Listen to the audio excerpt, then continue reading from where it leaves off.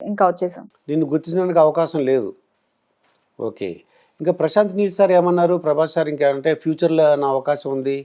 Part 2లో ఉండటానికి అవకాశం ఉందా ఇంకేమన్నా? ఇంకా ఏమో ఈ తెలీదు. కంటిన్యూషన్ ఇంకా తెలీదు. అంటే ఫ్యూచర్‌లో నీకు ఇంకా నీకు ఏమైనా అవకాశం ఉంటే చెప్తాము అని గాని ఏమైనా చెప్పారా? అలాంటిది ఏం చెప్పలే. మేకప్ వేయడానికి ఎంత టైం పట్టేది నీకు? 1 హార్. 1 అవర్. అక్కడ అకామిడేషన్ మాత్రం రామోజీ ఫిల్మ్ సిటీలోనే ఇచ్చేసారు నీకు. మొత్తం అక్కడ స్టేయింగ్ మొత్తం అక్కడే. ఓకే. అయితే రెమ్యూనరేషన్ అంటే డబ్బులు ఎంతొచ్చినాయి నీకు? రెమ్యూనరేషన్ అంటే ప్రస్తుతానికి నాకైతే తెలీదు. పేరెంట్స్ చూసుకుంటారు రెమ్యూనరేషన్. నాకు తెలుసుకోవాల్సిన అవసరం లేదు. మరి ఏం తెలుసుకోవాలనుకుంటున్నావు నువ్వు? నేను అంటే యాక్టింగ్ ఒక్కటి చేస్తే చాలు. రెమ్యూనరేషన్ అది వాళ్ళు చూసుకుంటారు. యాక్టింగ్ చేస్తే మనం బిగ్ స్క్రీన్ మీద చూసుకుంటే అది ఒక పెద్ద రెమ్యూనరేషన్. ఓహ్! సినిమా అదే స్క్రీన్ మీద చూసుకుంటే. మరి నీకేమనిపించలేదా? చూడగానే అంత నల్లగా ఉండి నేనేమో ఇలా అందంగా ఉన్నాను, అక్కడ చూస్తేమో అలా ఉందని అనిపించలేదా? నా యాక్టింగ్ నాకు నచ్చకపోయినా బయట జనాలకి నచ్చుతది కదా! అది ఒక్కటి చాలా. ప్రభాస్ ఇప్పుడు ఈ సినిమాలో కాకుండా ఇంకెప్పుడైనా చూసావా ఏదన్నా సినిమాల్లో? ఇంతవరకు చూడలేదు. బయట ఎక్కడ చూడలేదు. బయట ఎక్కడ చూడలేదు. ఇంకా ఈ సినిమాలో ఏమి నచ్చినాయి సీన్లు? నా సీన్స్ నచ్చాయి. ఈ సీన్స్ నచ్చినాయి. ప్రభాస్ సార్ ఫైటింగ్ గానీ, కొన్ని మంచిగా కనిపించే సెంటిమెంట్ డైలాగ్స్ కానీ నచ్చుతాయి. మామూలు ఏంటంటే మొత్తం ప్రపంచవ్యాప్తంగా నీకు వచ్చింది గుర్తింపు. అంటే అన్ని లాంగ్వేజెస్లో ఇది రిలీజ్ అయింది. ఇది ప్రపంచవ్యాప్తంగా చాలా కంట్రీస్లో కూడా రిలీజ్ అయింది అనమాట. ఇది నువ్వు అందరికి ఫేమస్ అవుతావు. నువ్వు ఇంకా ఏమనుకుంటున్నావు? నువ్వు ఫ్యూచర్లో ఏమి చేయాలనుకుంటున్నావు? నువ్వు ఫ్యూచర్లో ఎడ్యుకేషన్ సైడ్ ఏమవుతావు? ఎడ్యుకేషన్లో ఏమవుదాం అనుకుంటున్నావు? ఏం చదువుదాం అనుకుంటున్నావు? నేను ఎడ్యుకేషన్ సైడ్ అయితే వెళ్ళేది 2 ఉన్నాయి. ఒకటి సాఫ్ట్వేర్ ఇంజనీర్ లేదా archaeology. Okay. Software engineer, archaeologist. ఇంకా మరి ఈ సినిమాలో కాకుండా ఇంకెవరెవరంటే ఇష్టం నీకు బాగా? బయట హీరోస్ అంటే నాకు హీరోస్ ఎవరెవరంటే ఇష్టం? హీరోస్ అంటే నాకు చిన్నప్పుడు పవన్ కళ్యాణ్ సార్ అంటే ఇష్టం. ఓ Pavan Kalyan sir. And Prabhas sir, Vijay Thalapathy sir. Okay. ఇలా. నీకు సినిమా నాలెడ్జ్ ఉందా? Cinema knowledge. ఓకే. అన్ని సినిమాలు చూస్తావు నువ్వు? అన్నీ చూస్తాను. ఏ లాంగ్వేజ్? మరి మిగతా లాంగ్వేజెస్ కూడా నేర్చుకోవాలి నువ్వు. తెలుగు, హిందీ వచ్చు. ఇంగ్లీష్ కూడా వచ్చు నీకు. ఇంకెవరి ఇంకా అంటే నాని గురించి కానీ లేకపోతే జూనియర్ ఎన్టీఆర్, అల్లు అర్జున్ సినిమా చూసావా? అందరు మూవీస్ చూస్తాను. ఇష్టమైన వాళ్ళు అంటే Pawan Kalyan sir, Allu Arjun sir, NTR sir, Ram Charan sir, Vijay Thalapathy sir. Okay. Pawan Kalyan ఏమేమి సినిమాలు చూసావు నువ్వు? నేను బ్రో, వకీల్ సాబ్ అండ్ తమ్ముడు ఇలాంటివి ఏడైనా చూసావు. అంటే యాక్టింగ్ నచ్చుతుందా లేకపోతే ఆయన బిహేవియర్ గురించా లేకపోతే ఆయన గురించి తెలుసుకున్నావా ఏమన్నా? యాక్టింగ్ కానీ ఫ్రెండ్లీ నేచర్ కానీ బయట. ఆయన ఒక పొలిటికల్ పార్టీ పెట్టాడు తెలుసా నీకైనా? ఏంటది? జనసేన. ఓకే. ఓకే. ఎక్కడ ఉంది అది? ఏ స్టేట్లో ఐడియా ఉందా? ఆంధ్రప్రదేశ్. ఓకే. ఒకవేళ మీకు పవన్ కళ్యాణ్ పిలిచి కొద్దిగా నాకు సపోర్ట్ చేయమంటే చేస్తాను. నువ్వు చేస్తావు. ఓకే. మరి ప్రభాస్ గారు మీకు నెంబర్ ఇవ్వటం కానీ లేకపోతే అడ్రస్ లేకపోతే ఎప్పుడైనా కలుసుకుందాము ఏం చెప్పలేదు మీకు? ఫుడ్ భోజనం చేసేప్పుడు అందరూ కలిసి భోజనం చేసేవరా? ప్రభాస్ గారు కూడా? నువ్వు, ప్రభాస్, ప్రశాంత్ నీల్ డైరెక్టర్ అందరూ కలిపి భోజనం చేసేవారు. ఇంకా మిగతా వాళ్ళతో ఎవరితో పరిచయాలు ఉన్నాయా? ఇంకెవరితో అంటే టీమ్ గానీ, పృథ్వీరాజ్ సార్ గానీ, గోపి గారు గానీ అందరూ. అందరితో పరిచయం. వాళ్ళు ఏం మాట్లాడారు? జోక్స్ అంటే వాళ్ళు షూటింగ్ గ్యాప్ లో ఏం మాట్లాడుకునేవారు? షూటింగ్ గ్యాప్ లో అంటే ఇలా మాట్లాడుకునేది ఏమి ఉండదు. అందరూ క్రికెట్ ఆడడానికి వెళ్తారు. ఇంత గుర్తింపు వస్తుందని నువ్వు ఊహించుండవు? మరి ఇంత ఊహించలేదు, బట్ ఎక్స్పెక్ట్ చేసే కొంచెం. అయితే సుమారుగా 15 days అది షూటింగ్ జరిగిందని చెప్పావు నాకు. అంటే నాకు తెలిసింది 15 days to 20 days చేసినట్టు. డబ్బింగ్ అన్నీ కలిపి అనుకుంటున్నాను నేను. అయితే రెమ్యూనరేషన్ ఎంత వచ్చింది? రెమ్యూనరేషన్ యాక్చువల్గా నేను చూసుకోను సార్, మదర్ చూసుకుంటారు అలాంటివన్నీ. నేను ఓన్లీ వెళ్ళడం, యాక్టింగ్ చేయడం, నా బెస్ట్ ఇవ్వడం, రావడం, ఇంకా ఇవి చూసుకుంటా. కానీ రెమ్యూనరేషన్ అప్పుడే నేను దాని గురించి చూసుకోవాలనుకోవట్లే. సో ఇంకా మదర్ చూసుకుంటారు. మదర్ చూసుకున్నారు. అంటే రెమ్యూనరేషన్ ఎంత వచ్చింది నువ్వేం చెక్ చేయలేదు?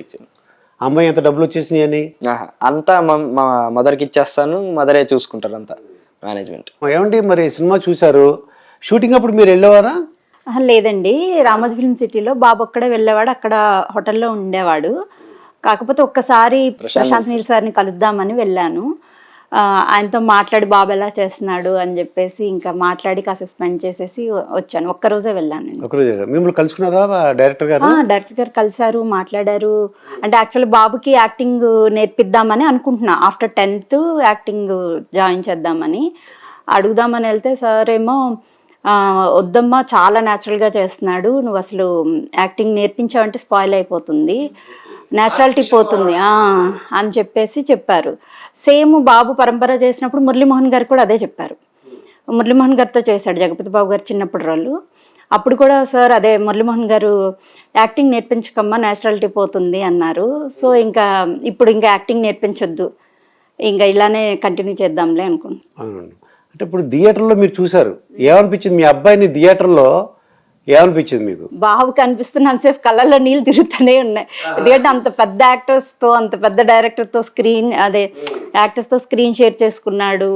అసలు థియేటర్లో బాబు ఒక్కడ అలా స్క్రీన్ మీద కనిపిస్తుంటే ఇంకా యాజ్ ఏ మదర్ చాలా ప్రౌడ్గా, ఇంకా వాడి కష్టానికి ఫలితం దక్కింది అన్నట్టు ఫీల్ అయ్యాను సార్. ఇది యాక్చువల్గా ఏంటంటే ఇది ఫండమెంటల్ స్టేజ్. ఇంకా ఇది చిన్నప్పుడు ఏదంటే బాబు పుట్టాడు, ఇప్పుడే పుట్టాడు అనమాట.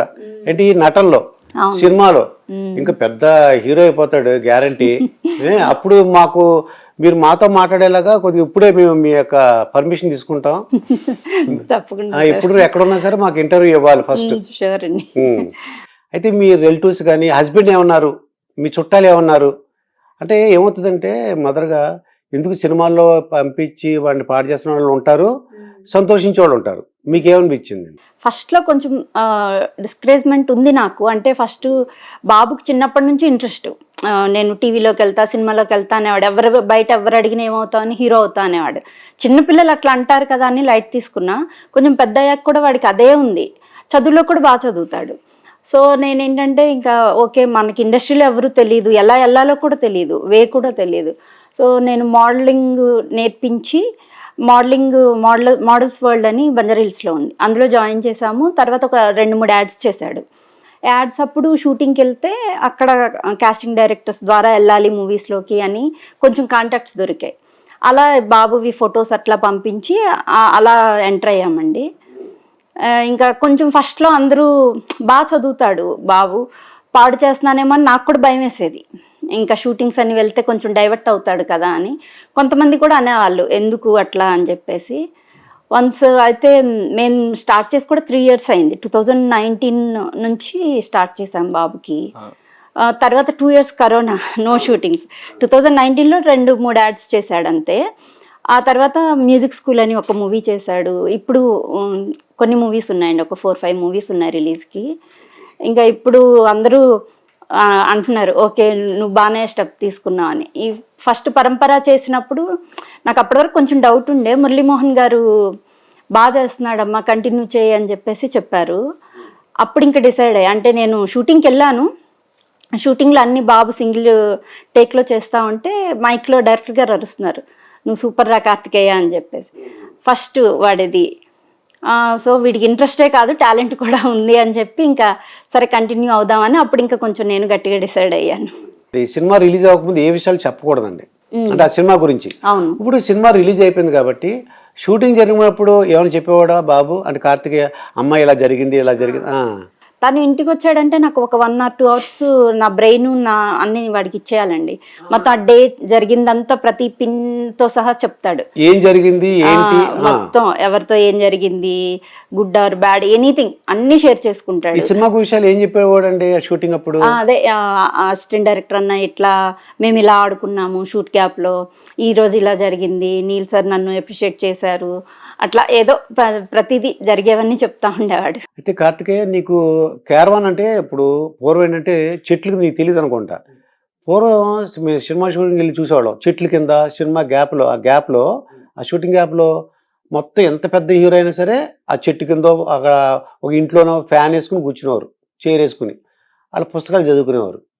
మీ షూటింగ్ గ్యాప్ లో మీకు అంటే క్యారవాన్ ఇచ్చారా లేకపోతే రూమ్స్ ఏమైనా పదాలు తెలియని పెదవులకు అమృత వాక్యం అమ్మ. సంతానలేమి సమస్యతో బాధపడుతున్న ప్రతి స్త్రీమూర్తి బాధను మేము అర్థం చేసుకోగలం. ఫెటినైన్ వరల్డ్ బెస్ట్ ఎంబ్రియాలజీ ల్యాబ్ మరియు జిల్ట్రిక్స్ అలారం సిస్టాన్ని మొట్టమొదటిసారిగా ఏపీ మరియు తెలంగాణలో ఈ నెల 9న ప్రముఖ సినీ నటి స్నేహ, స్పెయిన్ దేశానికి చెందిన international senior embryologist Javier Herrera గారు ప్రారంభించారు. ఈ శుభతరుణంలో రక్త పరీక్షలు, AMH test, RBS, సెమిన్ analysis, ultrasound scan, follicle scan ఈ నెల 31 వరకు ఉచితంగా అందిస్తుంది. 49 49 అంటే సంతానం, 49 అంటే సంతోషం.